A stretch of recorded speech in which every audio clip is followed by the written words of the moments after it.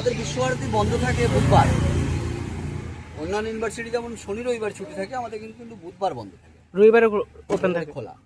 বুধবার দিন বন্ধ থাকার কারণ হচ্ছে রবীন্দ্রনাথ ঠাকুরের বাবা মহেশ্রী দেবেন্দ্রনাথ ঠাকুর ব্রহ্ম ধর্ম গ্রহণ করেছিলেন, আর সেদিনটা ছিল বুধবার। এবং সেই দিন ছিল বাংলার 7ই পৌষ, ইংরাজির 23শে ডিসেম্বর। যেন 23শে ডিসেম্বর মেলা হয় এবং প্রত্যেক বুধবার বন্ধ থাকে। এবং বুধবার দিন উপাসনা মন্দির দেখাবো, কাঁচ মন্দির যেটা আছে, সেখানে আমাদের বিশ্বভারতী যে স্টাফ স্টুডেন্ট আছে, বাইরের লোকরাও এসে উপাসনা করতে পারে, মানে দেবতার প্রার্থনা করতে পারে, ধ্যান যেটা হয় সেটা করা হয়।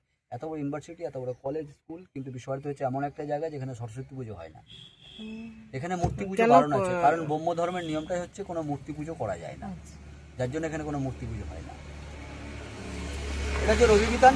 এখানে রবীন্দ্রসঙ্গীত নিয়ে সঙ্গীত ভবনের যারা সঙ্গীত নিয়ে পড়াশোনা করছে সে সমস্ত ছাত্রছাত্রীরা এবং যারা প্রফেসর আছেন তারা আসে প্রত্যেক বুধবার দিন, এবং বুধবার দিন এসে রবীন্দ্রসঙ্গীত নিয়ে এখানে চর্চা হয়। অন্য কোনো সঙ্গীত নয়, শুধু রবীন্দ্রসঙ্গীত।